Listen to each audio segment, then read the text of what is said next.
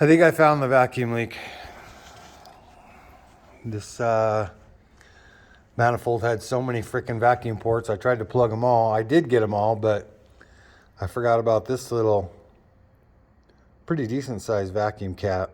It didn't have a clamp on it, and as soon as it hit decent amount of boost, it blew it off. And it was right there where that bolt is. No focus on it. See that bolt? It was on there. It blew it off, so I forced a bolt nice and tight in there with some sealant. It won't ever come out again. So I can't start it right now because it's late and I don't want to piss off the neighbors, but I'll check it in the morning and it should be good. I'll let you know.